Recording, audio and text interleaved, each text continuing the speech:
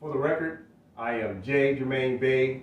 I'm the Chief Qazi, which means judge, for Allodium Moorish Praetium Ante Colorado. The acronym is ANPAC. Today, I will be talking about the word Etschi. The real question is, how did the Moors lose the land?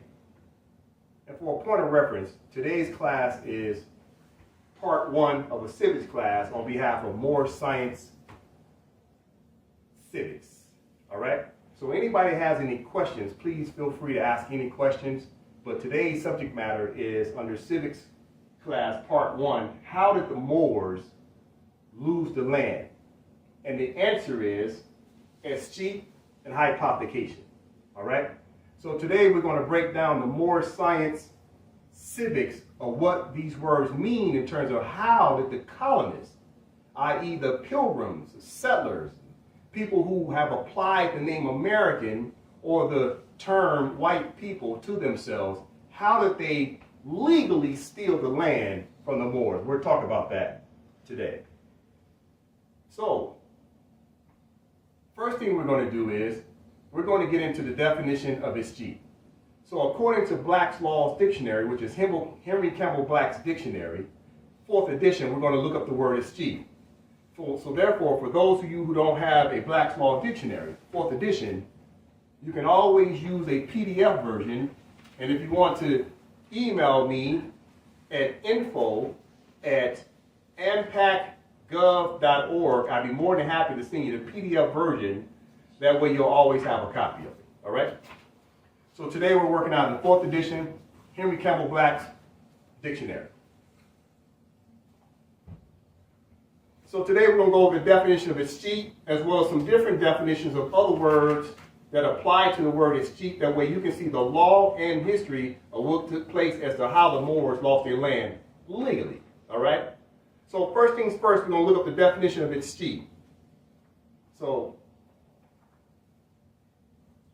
the definition of Etschi. Now I know sometimes it's difficult to see the monitor because of the reflection of the light, but for those who are watching at home, look up the definition of Etschi in your Black's Law Dictionary, 4th edition. All right? Like I said, you can always email me and I'll send you a copy of the 3rd, 4th, and 5th edition PDF version. All right? So today we'll talk about the definition of Etschi. We'll break down the more science of that word so you can understand exactly what happened based upon a legal theft. Legal theft. Okay? So first things first, let's read the definition of Etschi. Understanding that Moors must learn how to read. Read means to comprehend. Forensics. It means to use discernment. It means to really break down the substance of each word and understand what is really being presented to you based upon the definition. All right? Does he need to put that away? So let's go over the definition of Etschi. Okay? All right. So if we can have the matriarchs read the definition of Etschi, that would be great because everything we do is about the mothers. Once we rise up the mothers, the matriarchal council, that's the legislators who create the law in the first place, then we will start to now bring back humanity of the people. So let's let the matriarchs read it because anytime you're reading the law of mothers. All right, so let's go for it. Etschi.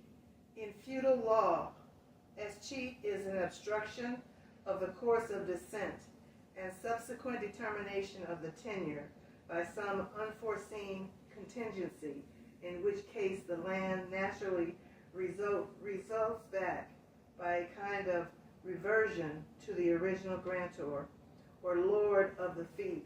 Stop.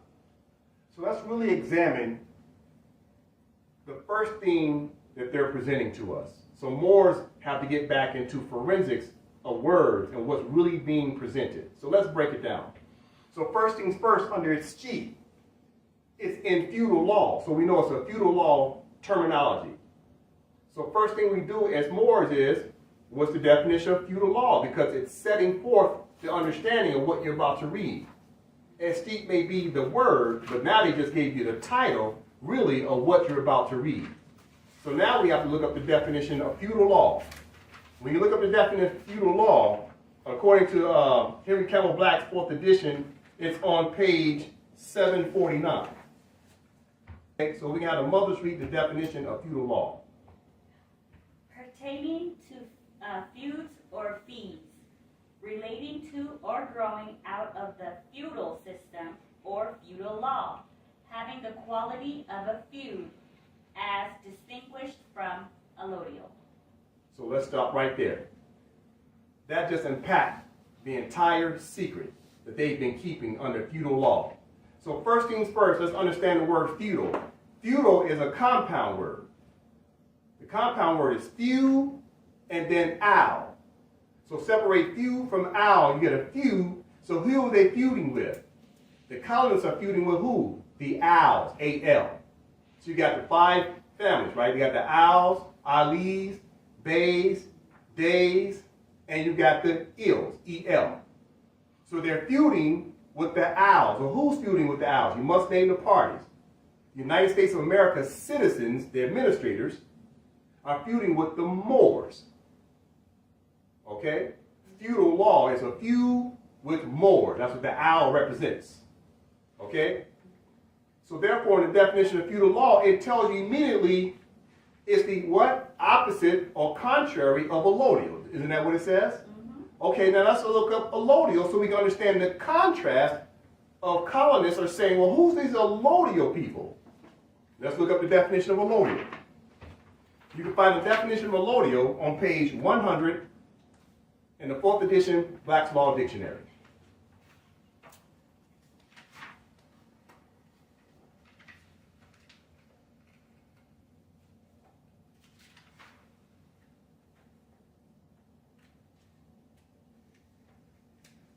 Let me know when you have it. Okay. So just a moment. So for the purpose of, well, never mind. All right, so under the definition of allodial, if we have the matriarchs read, please. Free. Not holden of any lord or superior. Owned without obligation of vassalage or fealty. The opposite of feudal. So therefore, feudal law, the opposite of feudal law is allodial. The opposite of allodial is feudal. So therefore, there's a feud going on because people who call themselves allodial have no superior over them. So therefore, Moors are allodial. Colonists, now who go by under the nom de guerre of American, or go under the nom de guerre of white person, those persons who call themselves colonists or federalists, feudalists, settlers, pilgrims, they are the ones who created feudal law. That way they can subjugate, undermine the Moors, the Als. Got it so far? Mm-hmm. Excellent. So far we're already setting forth to get a basic understanding and overstanding of what Escheat is starting to present to us. There's a feud going on. And what is the feud? Between the colonists and the Moors. Got it? Mm-hmm. All right. Let's continue with the reading of the definition of Escheat, now that we know what feudal law is. That's how Moors have to always examine things. Look up words. Not just look up the words, get a comprehension of the word. Let's continue on the definition of feudal law. It is the casual descent in the nature or forfeiture of lands and tenements within his manor to a lord, either on failure of issue of the tenant dying, seized, or on account of the felony of such tenant. All right. So what did we just read there under feudal law? Someone died. So therefore, when someone died, well, who died? The Moor died. Well, how did the Moor die? The definition of that is called hypothecation. We'll look that up shortly, but not right now. But hypothecation means that through the power of the pen, the colonists made the Moors disappear by their decree through their Congress. Okay? That goes back to the Naturalization Act of 1870 and the Act of Congress 1871. Both of those were backed up by the 14th Amendment, person, all caps, making the Moors disappear on paper. Okay? So therefore, what's happening in that quick linear entry that you've read thus far, the Moors on paper died. Okay, so who took over their property? The colonists who are applying the definition of American to themselves. So therefore, you must understand law and history under the definition of American. Now, Noah Webster's Dictionary, 1828, says the American is the copper-colored people, the aboriginals of the land of America. Now, that term, that word is being applied to the descendants of Europeans, connotative, because Europeans are not even Europeans. They're Albions, chiefly British. That's what Albion means, chiefly British. That's their real name or nom de guerre that they went under, okay? So let's continue with the understanding of feudal law. Let's continue the reading, please. Also the land or fee itself, which thus fell back to the Lord. Such lands were called excedentes or terra excedentialis. Okay, so those two words are Latin. The first word means that the land resorted back to a feudal lord, i.e. the colonists, took the land because they're saying the Moors are dead. But also the second word, which is, could you repeat that again for us, Mother? Excedentice. Exactly. Stop right there. Means that both parties have done something wrong to violate a contract. So therefore that word means, the Latin word means both parties are at fault. However, the colonists who wrote these definitions are saying they're the competent party, so therefore they're acting as the trustees or the fulfers, managers over the Moorish estate, because the Moors have been now deemed dead through hypothecation, i.e. dead at sea. They're saying their vassal, their vessel, their blood vessel, that they no longer have blood in them because they're dead. That they have now capsized because their ship, their vessel, capsized and everyone perished. That's the reason why you go to places like Louisiana and they call them parishes. Or you go to some churches, they call it a parish. Because parish means the people perished. So therefore, the colonists are saying the Moors perished. The Moors died. So now they have become the trustees, the fulfers, the managers over your vast estate of northwest of Mexico, also known as the true Moroccan Empire. Go ahead, ask your question, please, Mother. So basically, they killed the Moors by the pen. By the pen, through escheat. We're going to continuously learn. They're going to expose the fraud in the definition of escheat in just a moment.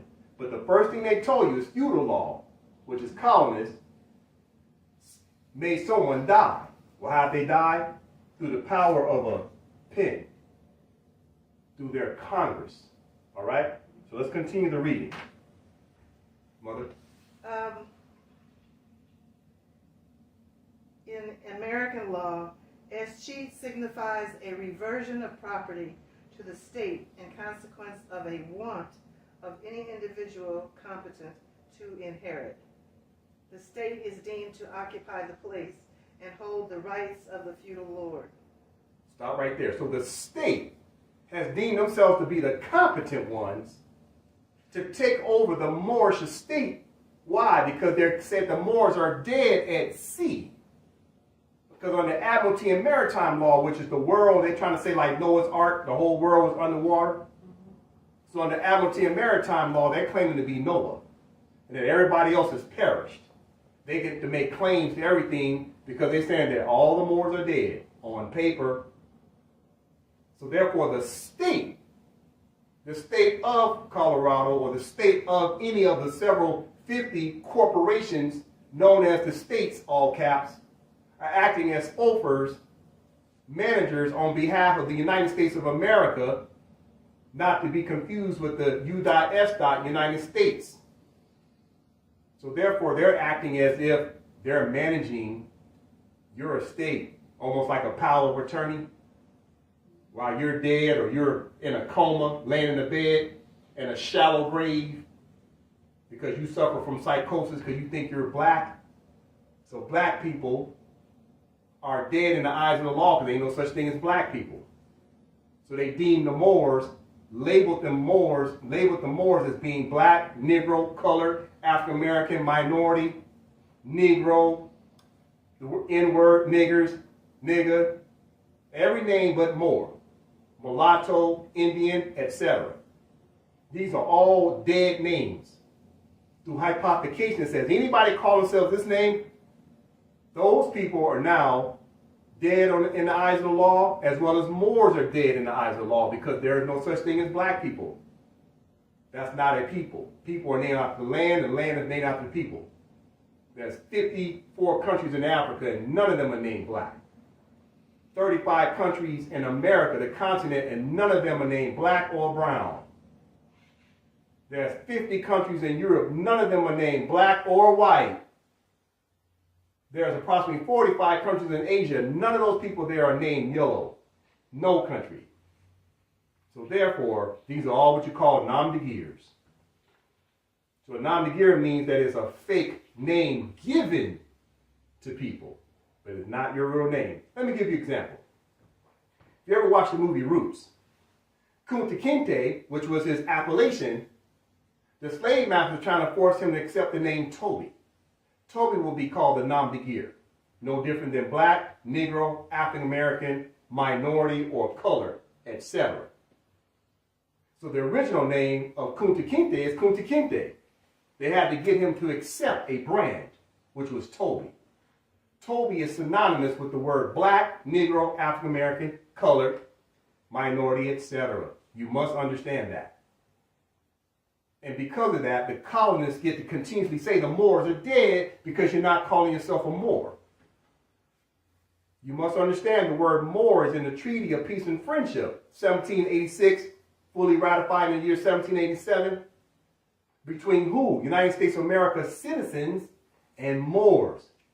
So if you're not calling yourself by one of the parties, a Moor or United States citizen, then you're not affiliated with the contract. You have no protections.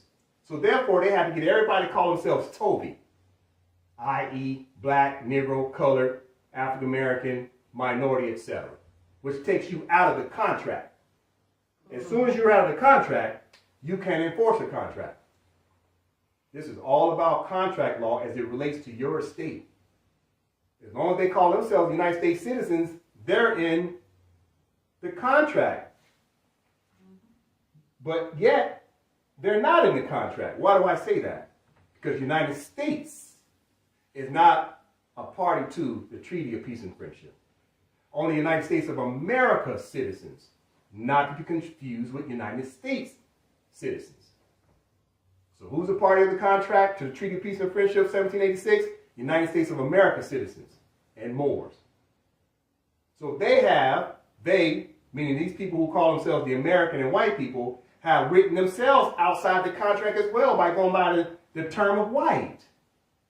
They've written themselves outside of the contract as well by calling themselves the American. They're not American. They're still Europeans, connotatively. They must go by the contract name. United States of America citizens. Not U.S., not U.S. with no dots, and not anything other than United States of America citizens. That must be understood. The parties must be known. So in the definition of of escheat, you're really starting to break down the substance of what you must understand and what took place with the Moors losing their land. The Moors started calling themselves black. The United States of America citizens start calling themselves white.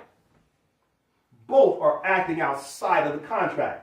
And when you're outside of the contract, that means you're outside of the law, because the contract, the treaty, is the law. Anything outside of that is outside the law. That means that both parties are outlaws. Both parties are guilty. So in that Latin definition, both parties are guilty for being outside the law. Because of under what you call tacit acquiescence. The Moors have consented to be called black people. They're not black. They're Moors. That's a fact. Let's continue with the reading for the definition of escheat. Escheat at feudal law was the right of the lord of a fee to re-enter upon the same when it became vacant by the extinction of the blood of the tenant. This extinction might either be per defectum sanguinis or else per delectum tenentis, where the course of descent was broken up by the corruption of the blood of the tenant. As a fee might be holden either of the crown or from some inferior lord, the escheat was not always to the crown. The word escheat in this country at the present time merely indicates the preferable right of the state to an estate left vacant, and without there being anyone in existence able to make claim thereto. So, what did we just learn from that? Let's really examine it, you in Moore Science Civics, by reading and comprehending. What did they just say? That the bloodline has been corrupted, that the Moors are extinct. If you watch the History Channel, they're always talking about indigenous people just disappeared. How can people disappear? You mean they disappeared on paper, which is escheat and hypothecation. We'll get to the definition of hypothecation in a little while. So right then and there, they said that the estate became vacant.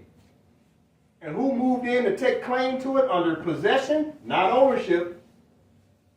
Possession is way different than ownership. You can have ownership and possession. This says I have ownership and possession. But if I pick up somebody else's fez, I just got possession, but I don't have ownership. Do you understand? So the colonists have possession over vacated land because they said all the Moors perished and disappeared. So they just moved right on in and gave it to the state. You must understand the state are imposters. They're the fofers, the trustees, the managers over your vast estate with an E. Why? Because Moors disappeared on paper. Through passive acquiescence and tacit, T-A-C-I-T, acquiescence. You admitted and concurred and consented to disappear. Because you don't go by the name of Moor. You go by the brand of black. That's how deep this is. They put it right in front of your face. But you must comprehend exactly what they're saying. But if you never knew you was a Moor, and they got you thinking you came from some other land that came over here on a slave ship, you're not even considering this land to be yours. So you're fighting to go back to Africa, even though you don't know a dang on thing about Africa, because if you know about Africa, you know that all 54 countries, none of them are named black. Never have been, never will be. So let's continue on.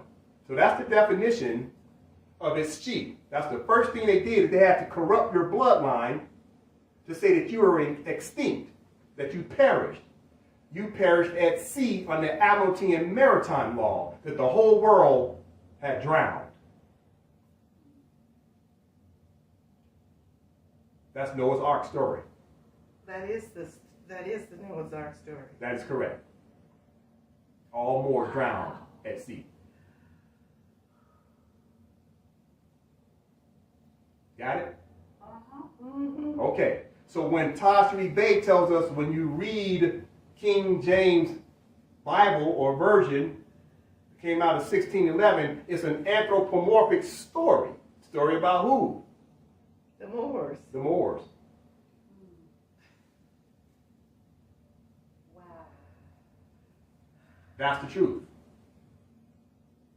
How do I know? They just told you on the definition of escheat. That the bloodline was corrupted. That the vessel, blood vessel, ship, vassal, blood vessel, capsized, perished, died, vacated, abandoned ship. What ship? All the ships capsized because the world flooded. Everybody died. On paper, the vessel, the blood vessel, the body, died. Blood vessels, they call ships vessels. vassals, vessels, blood vessels, Admiralty and Maritime Law, all human beings on earth have been now deemed as ships. Your house, your domicile is now a ship in the water, in the sea. Your body is a ship floating around on the roadway. Everything is an ocean now under Admiralty and Maritime Law. Ask your question, please. So when they talk about the two of each gender Oh, of animals going into Noah's Ark, they're talking about the Albions taking over as cheating the Moors. so you must understand Noah's Ark said two of a kind. Right, Two of a kind means birds of a feather. right, See, the story wasn't about bringing animals on the ship. It was about bringing those who consented to that consciousness of taking over the Moorish land. right. So they only brought those on board who were down through what's called Unum Sanctum policies, Secret Treaty of Verona, Doctrines of Discovery, etc. Those who were down with the overthrow of the Republic of all the Moorish land. So therefore, the story continued with Noah's Ark. After 40 days and 40 nights, understanding 4 plus 0 equals 4, right? That's your 4 quadrants of a circle. Okay? 4 quadrants, 4 seasons. That's a circle. Noah sent out a dove. Why did he send out a dove? Because the dove was looking for land. So he sent out the dove will come back with nothing.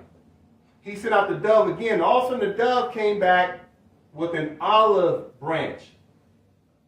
What does the olive branch represent as well as the dove? It represents peace. The dove represents a messenger. They use dove to carrier pigeon, dove, messenger. So the dove brought back an olive branch. The olive branch represents the treaties. A treaty means how you treat another nation. So the dove was sent out as a means of extending treaty relations. So then Noah gets the olive branch and he sends the dove out again. The dove does not come back again. That's when Noah knew that supposedly the water had now receded and it was safe to go onto land. The firmament. What does that mean? The treaty had been signed and agreed to. By who? Mother Nature. But it's an anthropomorphic story saying that the Treaty of Peace and Friendship, all the treaties that the colonists have with Moors around the world comes through a political document called a treaty of peace and friendship. Amity, then commerce, because amity means friendship, tranquility. That's what the Noah Ark story is about. There's a treaty involved with Moors as well as a treaty with other European nations. That's what you call your multilateral treaties. Then there's bilateral treaties with Moors directly with European powers, connotative, as well as multilateral treaties. That's the olive branch and the dove. Noah Ark story, Admiralty and Maritime Law, which is Rotarian around the world.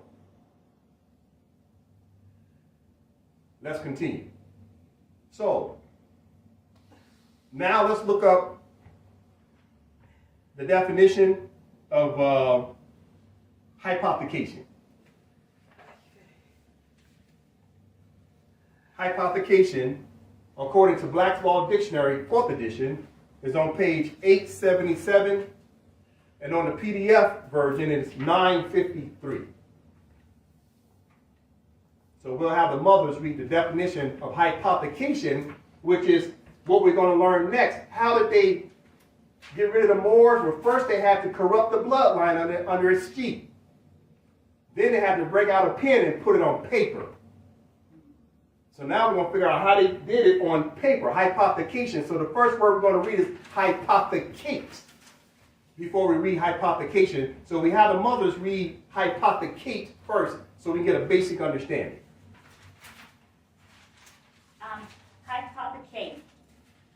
pledge a thing without delivering the possession of it to the pledgee. The master went aboard, and in the absence of the owner, may hypothecate the ship, freight, and cargo to raise money. To raise money. Raise money. Requisite for the completion of the voyage. Okay. Remember now when we looked at feudal law, SG, and I told you about vessels. You got blood vessels, the body. You got vessels, i.e. ships. And now they said on the Admiralty and Maritime law, everything is according to sea law, SEA law, water. Now they're talking about under the definition of hypothecate, talking about vessels. Are you catching? Mm-hmm. What happened? They said in the absence of the owner, the property on the ship started to be sold, started to be taken under possession. So they tell you immediately on the definition of hypothecate that the people who are selling it don't belong to them. It belongs to the owner. Who's the owner under this anthropomorphic story that we're reading on the definition of hypothecation? The colonists. No. The Moors are the owners. Okay. The colonists, who call themselves Americans now, because it's an applied term, look up definition of American, 1828 dictionary, Noah Webster dictionary, tells you exactly who the Americans are, even though the term American is a political term. So in the definition of hypothecate, it says that the ship's cargo was used as collateral to sell it off, although it wasn't there to sell. The owner, in his absence. What happened to the owner? He's dead. Dead at what? Sea. He's dead through, he's perished. He died. So therefore, someone else came in and made a claim, but never owned it. So they're telling you right there on the hypothecate, property was sold that they never owned. Property was claimed under possession, but they didn't own it. That's why they tell you in law that possession is 9/10 of the law. 9/10 instead of 100%. What's happening? He's saying it's a 10% chance. 9/10. It's a 10% chance. 9/10 of a chance that the real owner will come back and make a claim. They're trying to say on the record, it's very little chance Moors will come back and make a claim. Because the Moors are incompetent? Because the Moors are incompetent and the Moors are dead on paper. So therefore, under possession, 9/10 of the law, they get to continue their commerce and living off the estate of the Moors. Until the Moors come back and make a claim.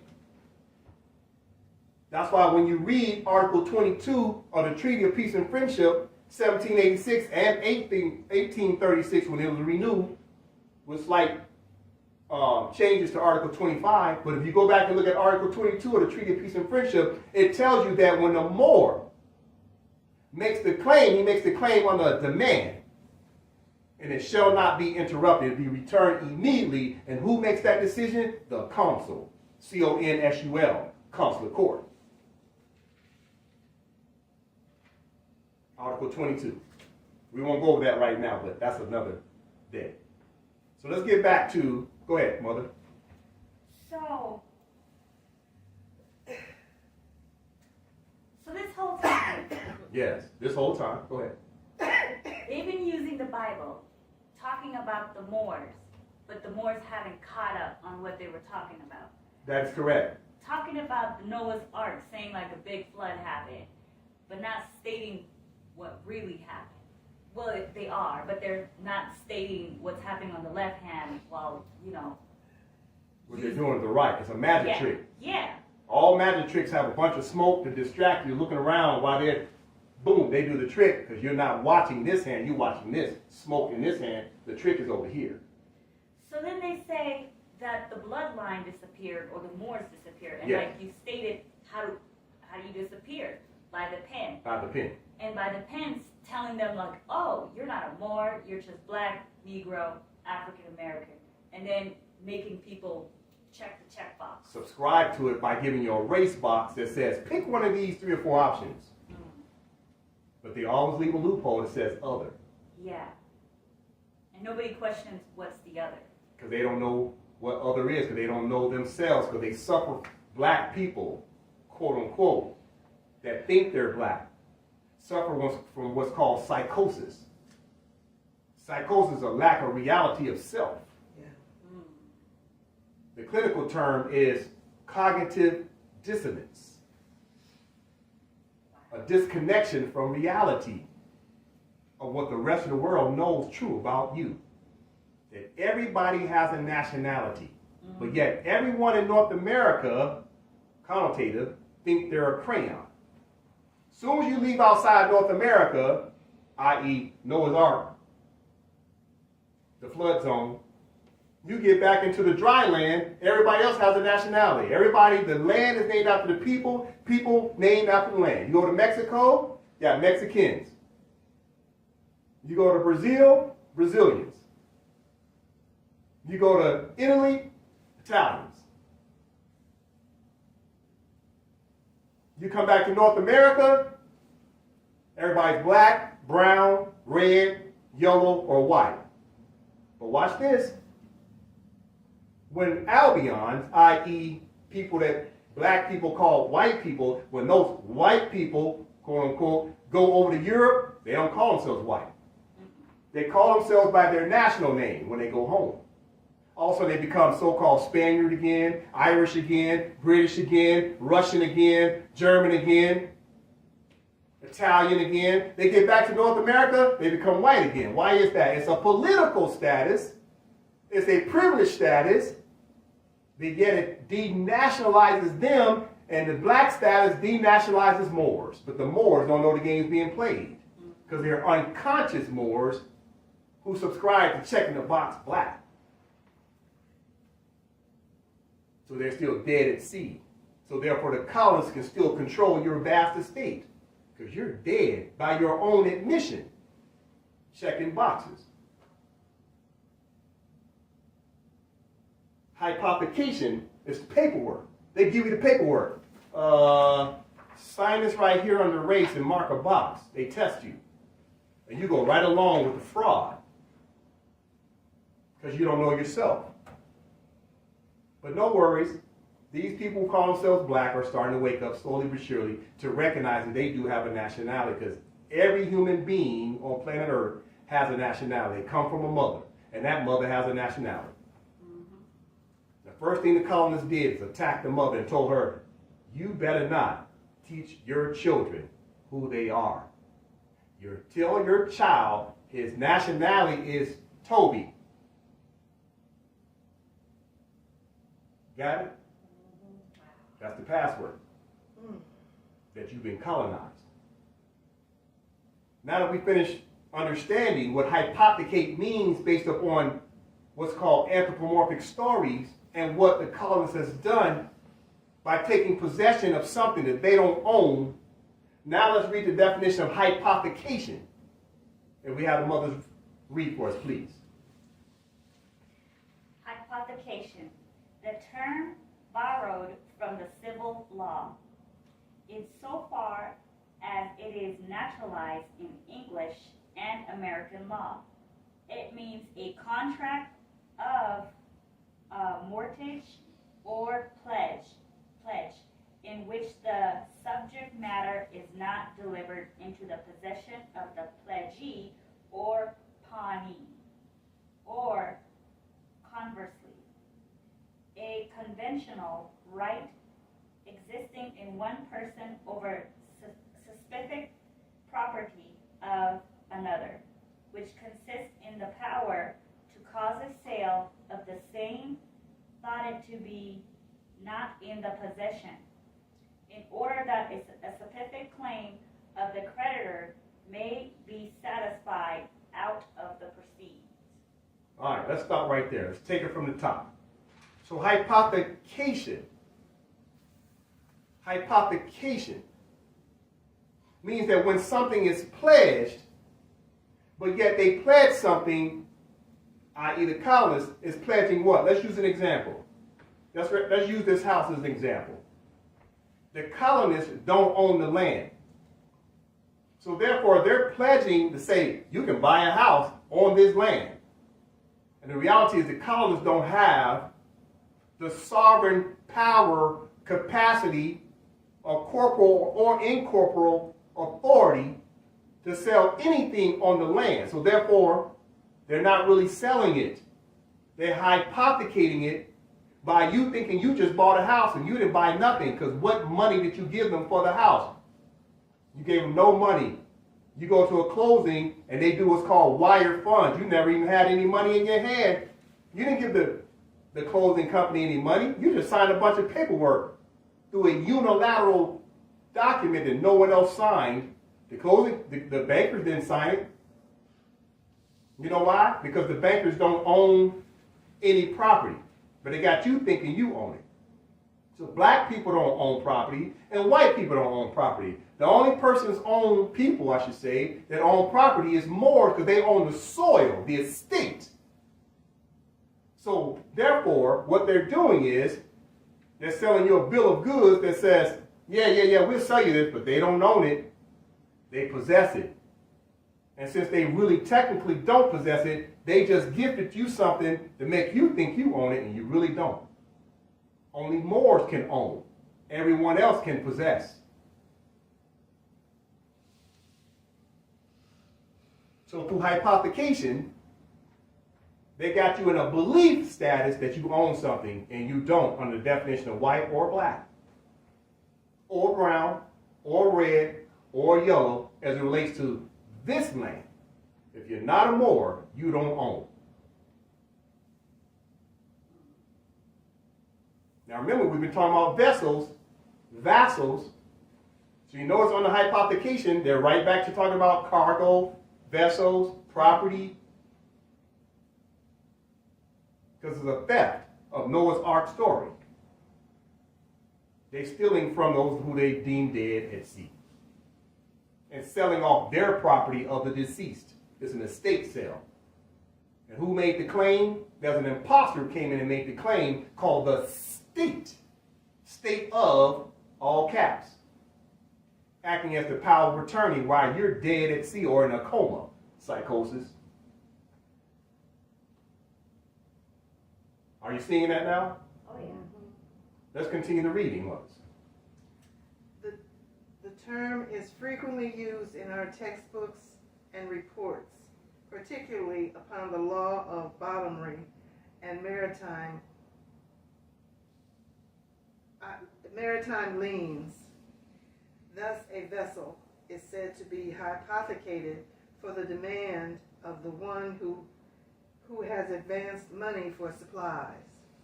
So stop right there. See, talking about vessels again. See how the common denominator is about a vessel? Mm-hmm. What type of vessel? Blood vessel, i.e. pedigree, i.e. nationality. They denationalized the Moors by making them take on the brand system, the caste system of being black, Negro, African American, colored, etc. They're saying your blood vessel stop. They corrupted the bloodline by getting you to subscribe and consent, or through even your tacit acquiescence, to subscribe to be something that you're not affiliated to a contract. That contract, the Treaty of Peace and Friendship between United States of America citizens and Moors. Any other name outside of that is working outside of the contract. It's all about contracts. And those contracts are tied back to the land through a trust. So Moors have been working outside the contract, i.e. sinning. But you have to understand the definition of sin really means ignorance. So they say you're born into sin, you're born into ignorance. That's what sin means. Off the mark. You're born into ignorance. Wow. That's why I say everybody's born into sin. You're born into ignorance. Because you think Santa Claus is real. And like Tosh B. Bay says, and you think bunny rabbits will lay chicken eggs. These stories are for children. But yet adults who call themselves adult just because they turn 18 think they're an adult. They still have the mindset of a minority Minority means minor authority. It's a compound word. Minor authority. Minor authority of what? The pineal gland, you're thinking. You think that Santa Claus is real because you think you're black. Same thing. Saying yourself is black is like saying Santa Claus is real because you suffer from psychosis. You think you're Toby. But you go back and find out, you do the real history, the more is synonymous to Kunta Kinte. That is the proper appellation, not the nom de guerre, Toby. So on the hypothecation, they got us writing our names down with colonist last names. Smith, Jones, and Johnson, as Tajri Bey says. Instead of Kunta Kinte, i.e. Eel, Bey, Ali, Day, and Owl. Because the feud is with who? The Owls. Feudal law, the feud is with the Owls. The feud ain't with black people. Black people keep arguing, Black Lives Matter. The colors like, they love it. Because the feud is not with the black lives. Because there ain't no black people on planet Earth. The feud is with the Moors, the Owls, who think they're black. So they think all this time is racism. It's not racism. It's not racism whatsoever. It's what you call secret treaty of Verona to overthrow the Moors' estate. It's called unum sanctum policies to overthrow the Moorish estate. It's called Christian Black Codes of 1724 to do what? Overthrow the Moors' estate. E-state, not state. E-state. A state. And the state of, all caps, is making a claim as a trustee. Because you're dead on paper and you consent to it by checking the box black. And saying Black Lives Matter. They saying, they printing up the t-shirt, talking about colonists that you call white people, printing up t-shirts, making millions of dollars off black people, quote unquote. So this whole time, they're using Black Lives Matter. They're just cheering.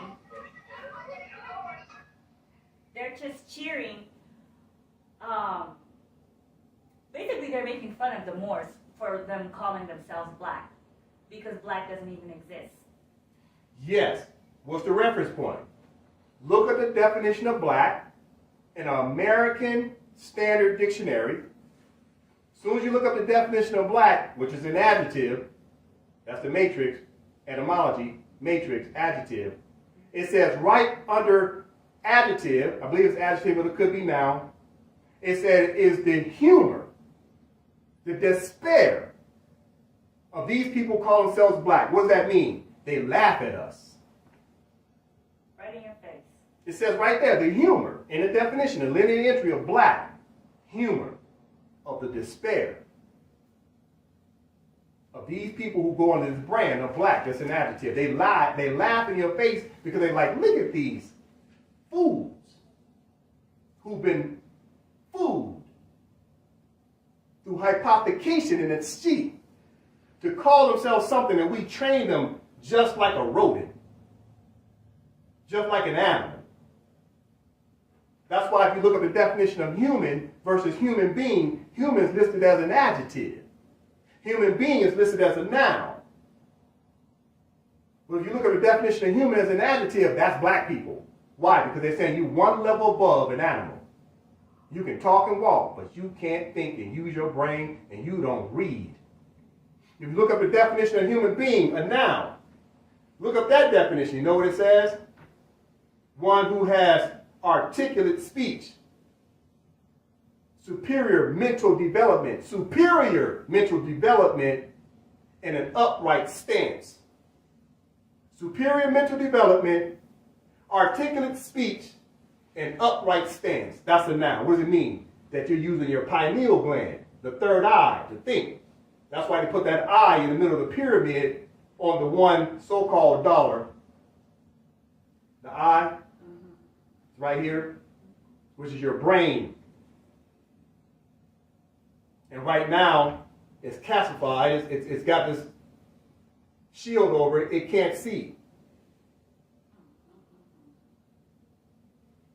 So therefore, right now, blacks think they're blacks. Because they think Santa Claus is real. Just like they think Jesus' name is Jesus, his name ain't Jesus, his mother named him Yeshua, with a Y. But if you tell them Jesus' name is Yeshua, they be like, no, it ain't. That's because they're black. Suffer from psychosis, cognitive dissonance. Let's continue with the reading. Oh, sorry. In the common law, there are but few, if any, cases of hypothecation. In the strict sense of the civil law, that is, a pledge without possession by the pledgee. The nearest approaches, perhaps, are cases of bottomry, bonds, and claims of material men and of seamen for wages. But these are liens and privileges rather than hypothecations. So, what's happening? Immediately, you find out in common law, hypothecation rarely happens. Now you got to understand the law and history of common law. Common law represents the mothers, the ancient, archaic way things used to get done. Not this hypothecation that's cheap. Mothers create life. Patriarchs take life on paper and through wars. So in the common law, it means the mother, the womb, the common law, which means the common denominator of law amongst women. Understand the word law is an acronym for land, air, and water. You control both Mother Earth and you being a vessel under Admiralty and Maritime law, blood vessel. But your blood, you create the child. The child carries the blood. The father carries the surname. Yeah, he makes his donation with his DNA, but the mother carries the blood. That's why each child that comes out of the womb already has its immunity and don't need vaccine shots. Because you've given them everything that's already in you. When the child comes out the womb, it immediately goes to the breast to get the rest of the nutrients, which is more immunities. So when they tell you your child did 1,000 shots, that's a damn lie. That child was already born with everything you got. Because it's cut from the same cloth. Literally.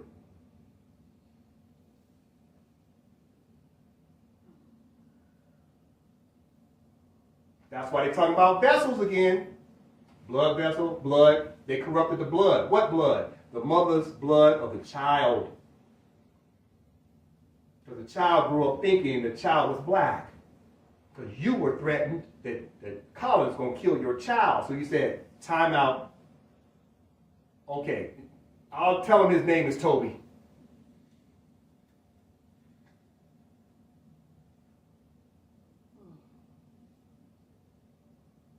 Just don't kill him. I'll tell him his name is Toby. I.e. black, Negro, African American, colored, minority, etc. What else is etc.? Baptist, Methodist, Catholic. These are all brands to claim property. You're property under these brands. You're cargo under a vessel, cargo on the ship. What ship? The ship of the state. The state is one big giant cruiser. With all these people on it, they're claiming as property, cargo. Your child is cargo to them, property. All under as cheap to corrupt the bloodline and hypothecation, an ink pen, to pledge something that they don't own. They don't own your child. You own your child. They possess your child through an ink pen called probate court, called orphans court, through the hospital. The hospital is complicit in the crime through the birth certificate. That way you pledge your child to the state. The state adopts your child because they're claiming that you say you black. Ain't no black people on planet Earth, so your child was born an alien. Because it has no pedigree. There ain't no such thing as black people on planet Earth. So your child was born with no nationality. So the state, all caps, adopts it and puts it into the ward. What ward? You go to places like Texas right now, they say, I stay in 5th Ward. They all proud. The ward, you become a ward of the state when you don't have a parent because your parent's dead. Because something happened with his sheep. The bloodline got corrupted. Because you took on the last name Smith, Johnson, etc. And then went on the brand of black, Negro, colored, African American, and Baptist.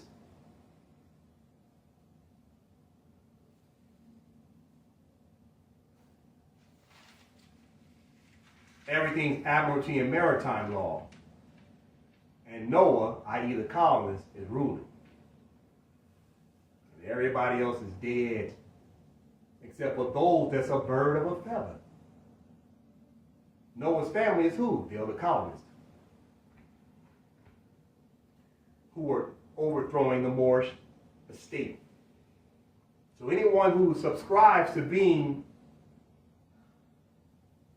a colonist, i.e. white, American, and anything other than what they are, they don't realize they're already under tacit acquiescence agreeing to overthrow the Moors. Black people are agreeing to overthrow the Moors because you're overthrowing your own bloodline. You're a sellout. You're stabbing your own family in the back.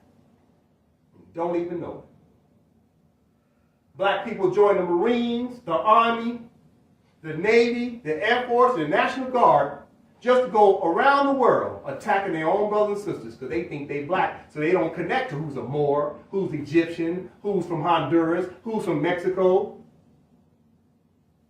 They just going around killing people, helping the colonists keep their power because they don't know who the hell they are. They just looking for a paycheck. They're trading commerce to be a militia on behalf of the colonists. Let me say this for the record. The colonists have never won a war without a Moor. The Moors have always helped them to overthrow everybody's republic.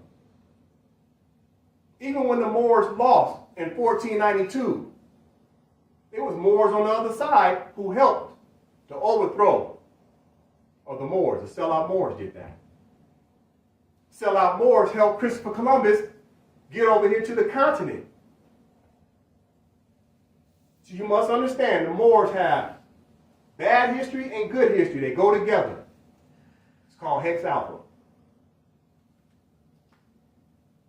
So therefore, like Noble Drew Ali did, he has to picture the illustration of the mother unconscious and she's pregnant with humanity written on her womb. Meaning the mother's unconscious. She suffers from psychosis, cognitive dissonance.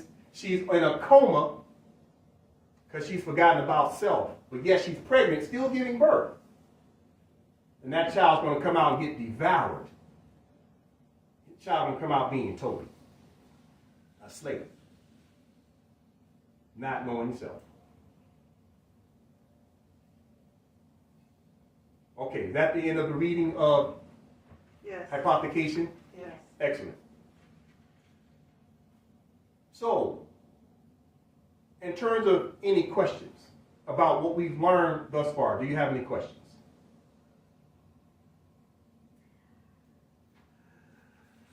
Or comments? So the viewers who are watching this can also get an understanding of what the mothers are thinking about, what's been presented with reference points. I have both. It's basically, I'm just re-elaborating on what you said, just to verify it in my brain again. Mm-hmm. So you're saying the colonists did attack the mother first because the mother obviously loves her son to death and That's doesn't correct. want nothing bad to happen. So the mother had to surrender and say, okay, that's like me saying, Messiah, now your name is James, right? No. Yeah, but I'm just saying. So that's like me telling him, now your name is James, and brainwashing him So throughout. we live. Yeah, so he can live. Correct. So Messiah, the original name that I named my son, basically became dead because via pen, because now I signed it over and said James. Correct. So that's just terrible how they did that. Yeah. Well thought though, but terrible. Yes. Keep in mind, sellout Moors help the colonists to do this. Because the sellout Moors took a payoff. Colonists can't beat Moors straight up. Colonists need a Moor to help them to push their agenda. So you can't blame this 100% on colonists. Sellout Moors continue to this very day. You're talking about your pastors, your House of Representatives, your senators, your presidents, your actors, your athletes, anyone who has this knowledge is helping the colonists to maintain power, because most people with that type of knowledge have a high income, a good paying job, and they got a pension plan coming. Or they're not paying taxes whatsoever because they got a 501c3 through a IRS kickback to stay quiet about the fact who's more. So look at let me give you an example. Martin Luther King ran on civil rights. Where did Martin Luther King come from? A family of what? Ministers. 501c3. Martin Luther King was groomed to take on this fight to keep people black, Negro, colored. Malcolm X was going around telling everybody they was black, then he found out the truth.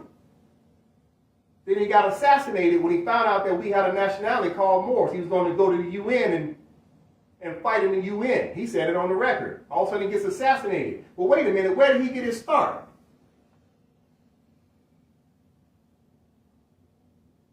A church, i.e. a mosque, i.e. a temple. Over across the way. He got his start from the Nation of Islam. Farad Muhammad, Elijah Muhammad, with a mosque, 501c3, to tell these people they're black power. And through the power of the press, what's the press? The media, the music. James Brown, I'm Black and I'm Proud. The Pope said in the Secret Treaty of Verona, said that the press was the most powerful weapon ever. What is the press? That means the pressing of the typewriter, or the pressing of the pen, or the pressing of the feather up against paper. So what's the biggest press right now? Rappers,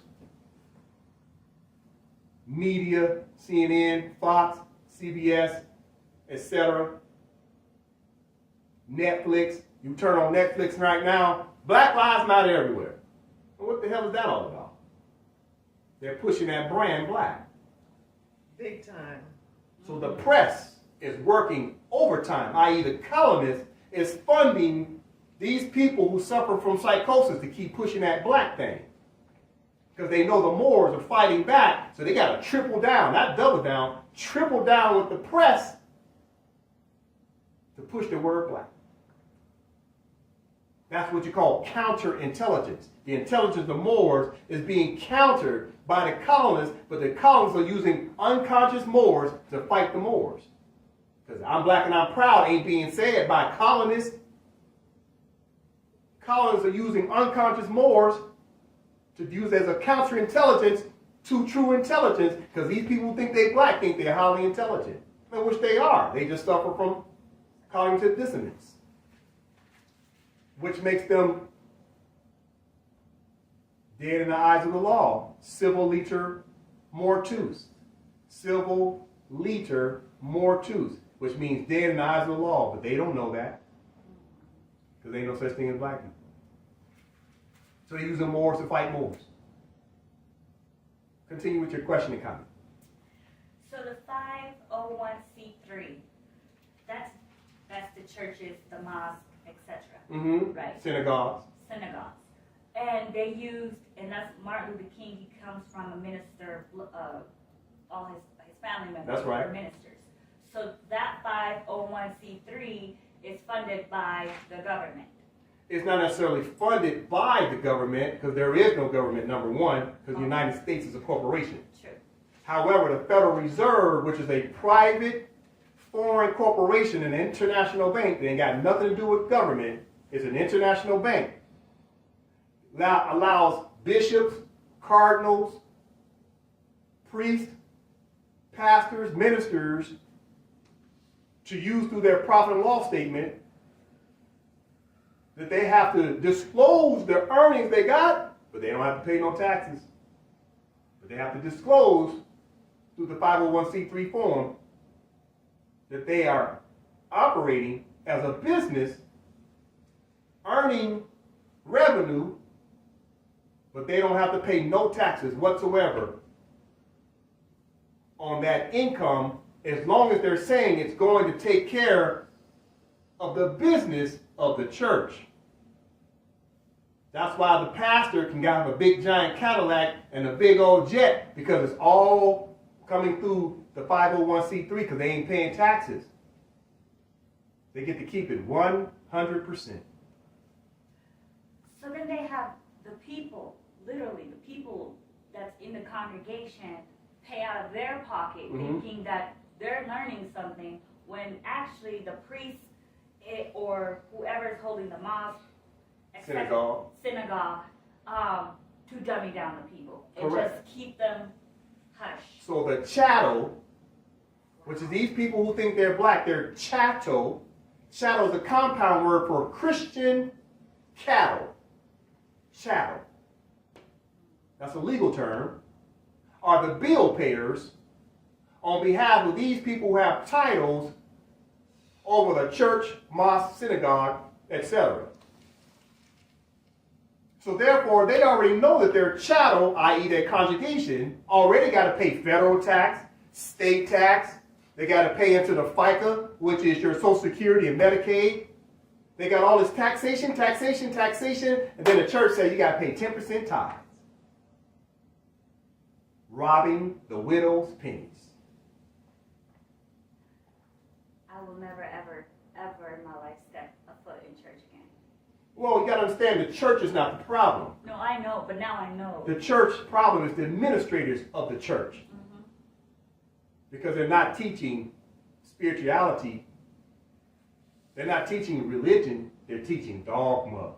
That's why in The Wizard of Oz, in the end, the dog pulled back the curtain to expose the fraud. The dog, which is God spelled backwards, the dog exposed it. That Oz wasn't real. That's the Moors. The Moors are going to expose everything. They're pulling back the curtain. That's why the United States, not to be confused, the United States of America continues to throw dirt on the Moors to try to slander them, to say that they're domestic terrorists. But you must understand the definition of domestic terrorists means they're citizens who are trying to overthrow their own government. Well, number one, there is no government. Number two, Moors are not citizens of the United States of America or citizens of the U.S. or the U.S. that has no dots. They're a foreign nationals.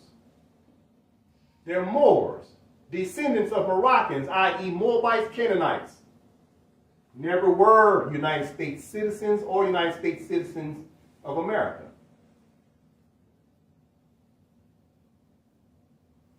So therefore, don't blame it on the church. Don't blame it on the congregation. They're chattel, psychosis. It's the administrators. And where did the administrators learn this from? The secret societies that tell them to keep pushing this black thing. I.e. the Vatican, the UK, District of Columbia. Understand, District of Columbia is a 10-mile square at Washington, D.C., i.e. the Federal Reserve, private corporation, giving them kickbacks to keep pushing this black thing. And whatever new name they come up with, because you got to understand, African American wasn't brought into the language until the year almost 1988 by Jesse Jackson, who's a minister.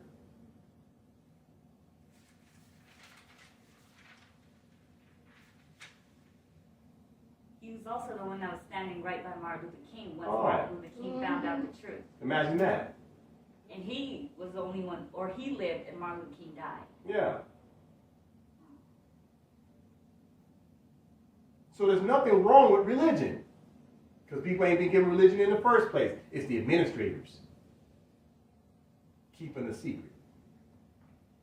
For the bill payers' chattel to keep paying their tithing, so the pastor, minister, bishops, cardinals, the Jesuits can all get paid off their bill payers.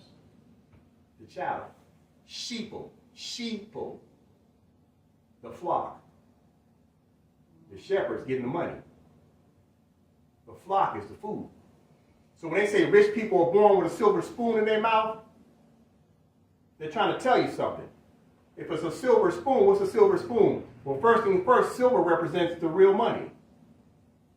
Gold and silver coins. The spoon represents they're eating something. What are they eating?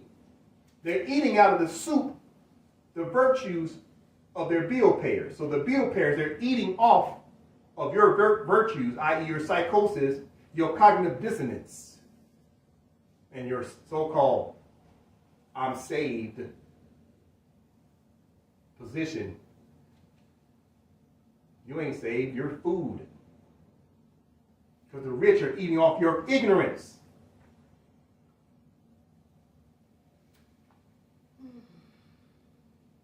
That's why they say the 2% are rich.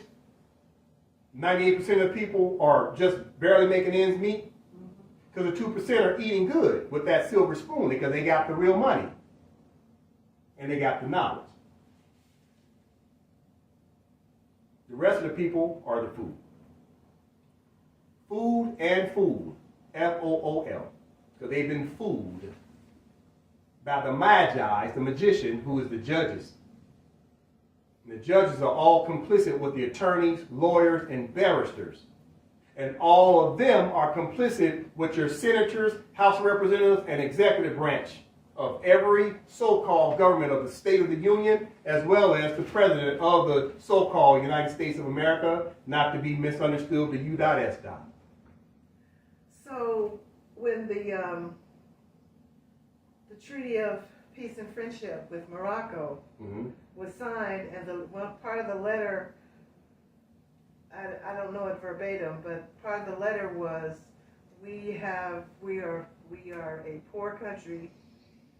They're talking about the United States. Correct. George Washington letter to Sidi Muhammad in the year 1789. Right. He said that, and we have not expanded enough to have enough money, the silver and gold. Correct.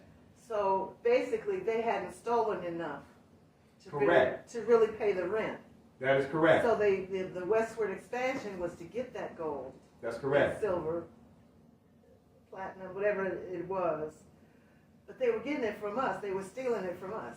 They're stealing Moorish gold and putting their own mint on it. So therefore, that's hypothecation, which means they're pledging a thing, i.e. money or Federal Reserve notes, that really isn't theirs. Exactly. The gold belongs to the Moors because it was harvested, exported out of Moorish land over to London, UK, etc. They took it right out of our land and put it in their safes for safekeeping and gave us private commercial paper called the Federal Reserve note. Pittance. It means absolutely nothing. It has no intrinsic value whatsoever unless you're trading it with someone who thinks it's real. It's just like going to a casino. As soon as you walk into a casino, you must pledge something, which is the Federal Reserve note, in order to get those chips. Get the money. Then you start playing with those chips, poker chips, as if they're real, and they're not real. Well, the Federal Reserve note is no different. That piece of paper they call a dollar, what's the collateral for that? The gold and silver that makes the so-called Federal Reserve note have some type of enforcement. But guess what? The gold don't belong to the colonists, so therefore they couldn't print no paper to support some gold. It never belonged to them. So therefore, you look in the rights of indigenous people that was fully ratified in the year 2007 by the United Nations, then Barack H. Obama signed into the United States Corporations Law in 2010. And it says that the land and its resource go back to the indigenous people. That means the gold. Colonists are absolutely broke. They always have been, always will be, because they ain't got no gold. So therefore, they have to now slander the Moors because the Moors are coming after the gold and the land. If you take the colonists, what they consider to be their gold and silver and land, what do they have left? Nothing. Nothing. So they're going to fight to keep what's not theirs.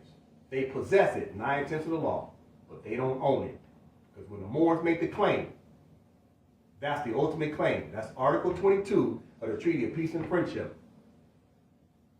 By our will, we make the demand through consular court and get back our land and resources on behalf of the mothers. So ANPAC, as of right now, has an allodial land claim on our latitude, longitude, formerly known as the State of Colorado, all caps, which is a private corporation that never had ownership of the land, never even really had possession, because the real owner was in a coma. They're just living off of your trust, because you trusted them. That's why they put on all their Federal Reserve notes, "In God we trust." Well, who's God? It's an acronym for Government Ordnance Department. They trust because they're living off the Moorish trust. So the government, connotative for the colonists, is living off the Moorish trust as spolpers, i.e. trustees and managers, because we've been written off as dead at sea. Say that acronym one more time. Oh, God. So God is an acronym on the Federal Reserve note for Government Ordnance Department. Because they got all their departments, the alphabet boys. And is that here or is that in London? That's around the world. Okay. So the colonists aren't just doing it here in northwestern Mexico, commonly known as North America. That's the same playbook they're using around the world to colonize the world, because it's Noah's Ark. Over in Africa, all 54 countries have claimed their independence. Why? Because they already knew their nationality. They were just trying to get the colonists out. Here in North America, these people still think they're black, so they'll never get the colonists out because they don't even think this is their land. While simultaneously, ain't now one of them fighting to get back to Africa. Instead, they're building churches, while the colonists is building prisons. You know, I always wondered why is there so many churches out here? I always wondered, but I just never understood. And not just one church. It could be like a Baptist church over here, whatever church right across the street. All types of denominations. Yeah. And I never understood why, but that makes sense now. That's why. Yes. But what you just said is not a negative about the church and the people, because they don't know what they don't know. Yeah. So they're innocent, but yet ignorance of the law is no excuse. You're an outlaw, even if you don't know it. Outlaw what? Outlaw the contract of Treaty of Peace and Friendship. Outlaw what? Your nationality. Because you're dishonoring your mother when you call yourself Toby, or you call yourself black, Negro, African American, or minority. If you don't know your nationality, you're dishonoring your mother and your mother's mother's mother.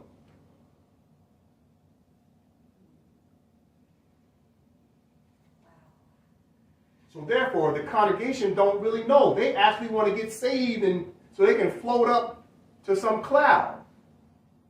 When they don't realize it, that right here, mother's already God. You're the true entity. You give life, and your son's out there taking lives. We forgive them because they forgot they were God. Mm-hmm. So you're born into sin. Wow. Because of lack of knowledge of self.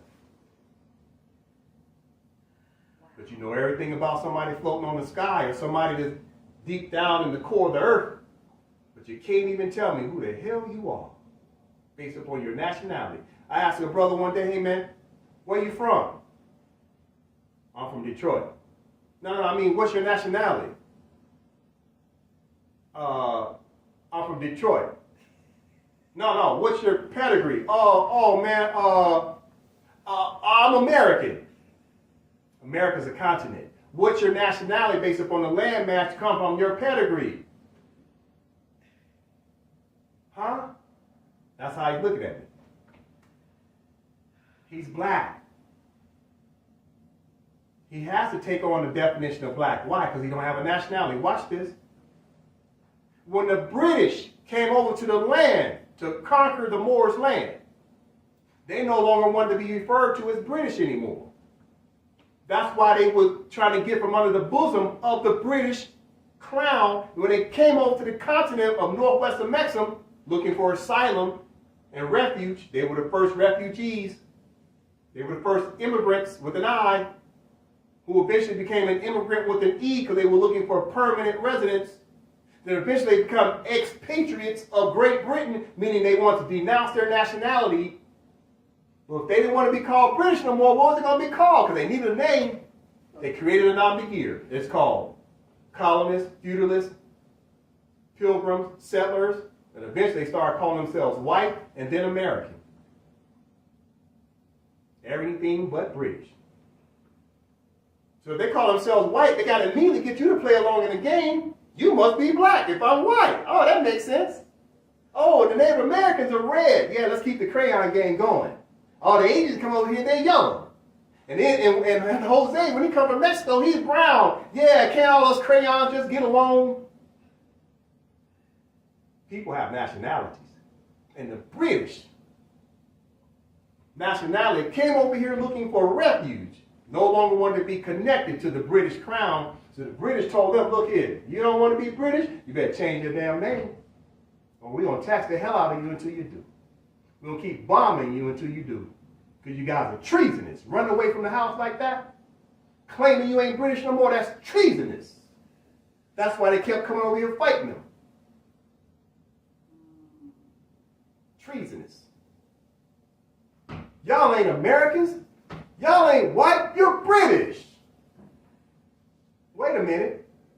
You can't blame these 20th century and 21st century people who think they're white, because they honestly think they're white, because they suffer from psychosis and cognitive dissonance as well, because they've been told by their overseers at their churches that they're white. The same mandate is for everyone. So they think they're white. You can't blame them for that. They think they own the land. Why?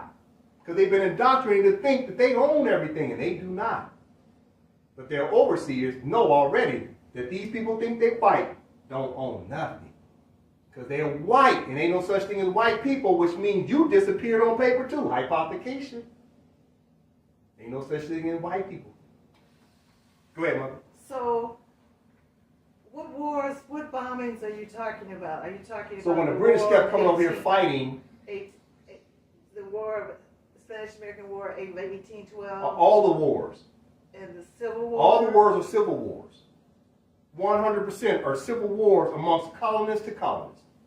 Today they're still fighting. It's called the Democratic and Republican Party, Civil War. They've always been fighting each other. Civil War been going on for a long time amongst themselves. That's why they went into what they call the Dark Ages of the Renaissance in Europe. Fighting each other. They lost their power. Too busy fighting. They all went broke fighting. Then the Moors came in 711 and brought light back into the darkness. Got rid of the plague. Taught algebra, science, history. Like the 100 Years' War, the 30 Years' War. All of them. All of the Civil War in Britain? Or All of those are colonist on colonist wars, i.e., like they say, black on black crime, that's white on white crime. Connotative. Yeah. What are they fighting over? Moorish land. Moors land. Because the original Europeans are all Moors. Yeah. So that's why they said we have two presidents now. They say that. but it's irrelevant because there ain't no such thing as a president because there is no public government. There's a president of a corporation. So if they say there's two presidents, they're saying it's one of the republic for which it stands of 1789 organic constitution that was overthrown in 1865 when they killed Lincoln. So they saying that Trump was the next president, lawful president after Lincoln. And all other presidents since 1865 been unlawful presidents because they've been presidents under a corporation on the record. So Trump is saying, hey man, I'm leaving right off from Lincoln. I was the next president under Republic, Article 4, Section 4 of their Constitution of 1789. So now Biden now is the president of the United States Corporation, not to be confused with the United States of America, which is the true party of the treaty. So Lincoln was a party of the true Treaty of Peace and Friendship because he was still operating in the United States of America. And also Lincoln was a Moor. And Lincoln had Moorish blood. That's why they call him Lincoln Africanus. They mocked him. But that's why he knew about the Moorish land and won that case. Whatever. You know the one. William Dungy versus Dungy, yeah. Joseph Spencer Exactly. of 1857. Mm-hmm. Just before he became president of the United States of America. Mm-hmm. In 1860, 1861. So since it's a corporation that Biden is a president of, that's why they can get away with putting him up there as a clone, putting that clone up there. Well, that's what you're saying is correct. However, what's most relevant? The parties must be known. And we must know what the parties did. And the parties exceeded the Moors through hypothecation. Yeah. And that's how the Moors lost their land, with a pen.